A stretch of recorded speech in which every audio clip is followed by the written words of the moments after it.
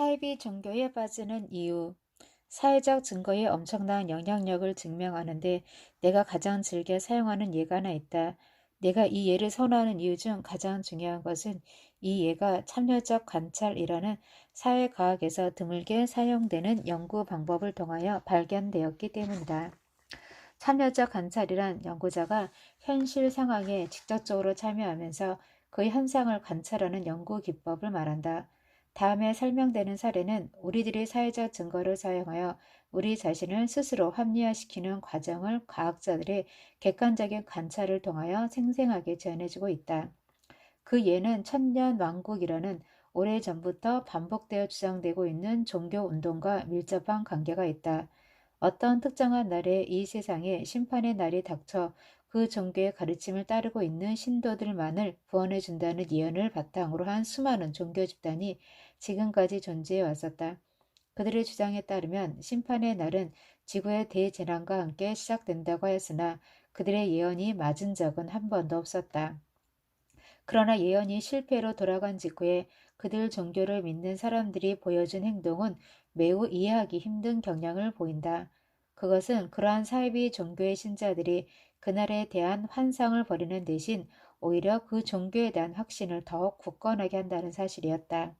그들 종교의 예언이 분명히 실패한 현실에도 불구하고 그들은 세인의 조롱을 무릅쓰고 거리를 뛰쳐나가 이전보다 더욱 확신에 찬 목소리로 사람들에게 그들의 종교를 전파하고 열심으로 개종을 권유한다. 이러한 현상은 2세기 터키의 몬타니스트, 16세기 네덜란드의 아나베프티스트, 17세기 이즈미르의 사바타이스트, 19세기 미국의 밀레라이트 모두에게서 공통적으로 나타나고 있었다. 그리하여 시카고에서도 종말주의자의 종교 집단이 존재한다는 사실은 당시 미네소타 대학에 함께 근무하고 있었던 3명의 심리학자들 가로 열고 페스틴저, 리에켄, 시슈터 가로 닫고 관심을 끌기에 충분하였다. 마침내 이들은 신분을 숨긴 채 이들 종교 집단에 침투하는 데 성공하였고 재난의 날을 전후하여 신도들이 어떻게 행동했는가를 직접적으로 생생하게 관찰할 수 있었다. 이 집단의 신도 수는 그리 많지 않았다. 기껏해야 모두 30명 안팎이었다. 그들 집단의 지도자는 암스트롱이라는 중년의 의학 박사와 카이츠 부인이라는 중년의 여자 2사람이었다. 가로 열고 둘 다 가명 가로 닫고 암스트롱 박사는 대학의 보건소에 근무하고 있었는데 오래전부터 신비주의, 비학, 그리고 비행저시 등에 많은 관심을 가져 이 분야에 해박한 지식을 갖고 있었다. 한편 카이츠 부인은 이 종교 집단의 실질적인 핵심 인물이었는데 그녀는 그 해가 시작되면서 갑자기 수호신이라는 이름의 외계인으로부터 영적 메시지를 받기 시작했다고 한다. 수호신은 카이츠 부인의 손을 자동으로 움직이게 하여 그들의 메시지를 받아 적게 하였는데 이 메시지는 초기 기독교의 사상과 매우 흡사한 것으로서 이들 집단의 종교적 체계를 형성하는 뼈대가 되었다. 이들 종교 집단은 수호신으로부터 전달된 메시지를 열심히 해석하고 또 토론하였는데 어느 날 그들은 이 지구에 큰 홍수가 나서 온 지구가 물에 잠겨버리는 커다란 재난이 일어날 것이라는 메시지를 전해받았다. 그들은 이 메시지를 전해 듣고서는 매우 놀라서 걱정을 하였는데 키츠 부인을 통해 전달된 가르침을 믿고 따르는 사람들은 모두 구원해 준다는 수호신으로부터의 있다는 메시지를 전해받고서야 안심을 하였다. 수호신의 메시지에 의하면 지구의 대재난이 시작하기 직전에 외계인이 지구에 와서 그들을 비행 접시로 안전한 곳으로 아마도 다른 혹성으로 옮겨준다는 것이었다. 수호신에게 고출되기 위해서 신도들이 꼭 해야 할 일이 2가지 있었는데 그중 하나는 외계인을 만날 때 신분을 확인하기 위하여 필요한 비밀 암호를 암기하는 것이었으며 가로 열고 외계인이 나는 내 모자를 집에 두고 왔다. 당신의 질문은 무엇인가? 라고 물으면 신도는 나는 내 스스로 운반합니다. 라고 대답할 것이 약속되었다. 가로 닫고 또 하나는 몸에 지니고 있는 모든 금속물을 제거하는 것이었다. 왜냐하면 금속물을 지니고 있으면 비행 접시를 운행하는 데 지장이 되기 때문이라는 것이었다. 페스틴저, 리에케 그리고 셰슈터의 관찰에 의하면 대홍수가 예언된 날이 다가오기 몇 주 전에 보여준 신도들의 행동은 두 가지 매우 중요한 특징으로 요약되었다. 첫 번째 특징은 신도들이 종교 집단의 가르침에 매우 충실하게 따랐다는 점이다. 신도들은 지구의 멸망을 예견하면서 돌이킬 수 없는 행동들을 취해 나갔다. 그들의 가족이나 친구들의 거센 반발에도 불구하고 그들은 그들의 신앙을 굳건히 지켰다. 이들은 가족들로부터 연을 끊겠다는 위협을 받았으며 심지어는 법에 의해 금치산자로 선고하겠다는 위협까지 받았으나 전혀 동의하지 않았다. 암스트롱 박사의 누이 동생은 박사의 자녀 양육권을 박탈하기 위해 법에 호소하기도 하였다. 신도들의 대부분은 직업도 내팽개쳐 버렸다. 앞으로 쓸모가 없을 것이라고 생각하여 자신의 소유물을 모두 남에게 주어버린 신도도 있었다. 지구의 종말에 대한 그들의 확신은 너무도 분명해서 그들은 엄청난 사회적, 경제적, 그리고 법적 압력을 이겨내었으며 그들에 대한 압력이 커질수록 반대급부로 그들의 믿음을 더욱 키워나갔다. 대홍수가 닥치기 직전 이들 신도들이 보여준 행동의 두 번째 특징은 그들이 이상할 정도로 사회에 대해 아무런 행동을 취하지 않았다는 점이다. 그들은 그들의 믿음에 대하여 그토록 확신에 차 있었으면서도 대홍수의 사실을 세상에 알리는 데는 매우 소극적이었다. 비록 그들이 초창기에 대홍수의 사실을 세상에 알리기는 하였으나 적극적으로 사람들을 그들 종교에 끌어들이거나 개종시키려고 노력하지는 않았다. 그들은 단지 세상에 한 차례 경고를 하였고 그 경고에 따라서 자발적으로 그 종교에 가입한 사람들만을 환영하였을 뿐 그 이상의 어떠한 노력도 보여주지 않았다.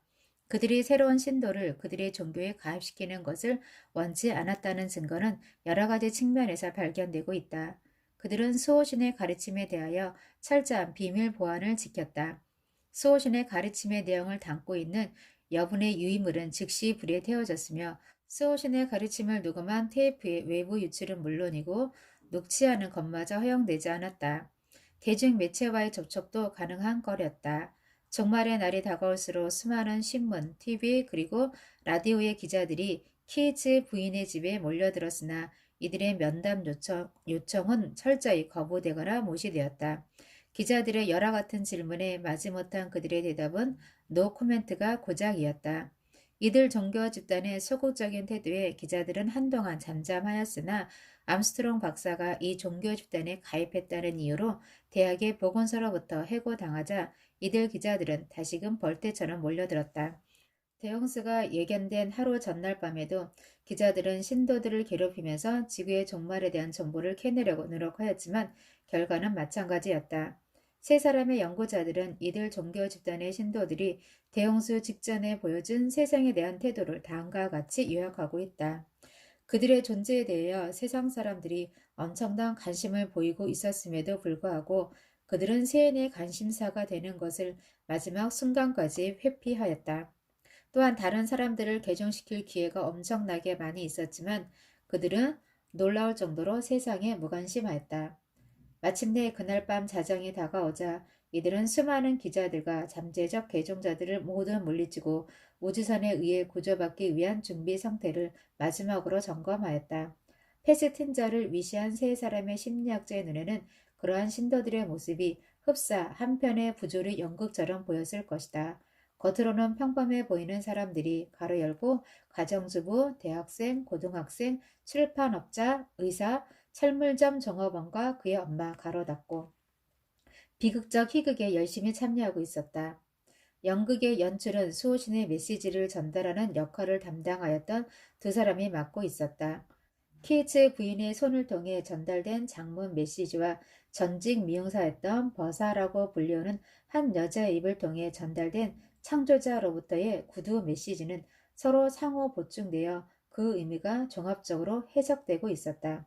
그들은 그들이 전해 들은 우주선의 선장 이름이 캡틴 비디오 가로 열고 당시 TV 프로그램의 우주선 성장의 이름 가로 닫고 라는 메시지가 농담인지 아니면 정확한 해석인지의 여부를 놓고 이씨름을 하기도 하였다. 한편 다른 신도들은 우주선에 구출되기 위해 필요한 나는 내 스스로 운반합니다. 라는 비밀 암호를 열심히 암기하고 있었다. 이들은 또한 비행 접시에 타기 위해서는 몸의 일체 금속 조각을 지녀서는 안 된다는 지시에 따라 심지어 구디의 신발끈에 붙은 금속까지 철저하게 제거하였다. 여자들은 아예 브레이지어를 차지 않았거나 금속 조각을 제거한 브래지어를 차고 있었으며 남자들은 바지에서 지퍼를 떼어내고 벨트 대신 천으로 만든 끈으로 바지 허리춤을 잡아매는 등 우스꽝스러운 복장을 하고 있었다. 우주선에 의해 구출되어 지구를 떠나기로 예정된 시간이 점점 다가오면서 신도들은 조용한 정적 속에서 그 마지막 순간을 기다리고 있었다. 이 중요한 순간의 신도들의 행동을 세 사람의 심리학자들은 다음과 같이 자세하게 묘사하고 있다.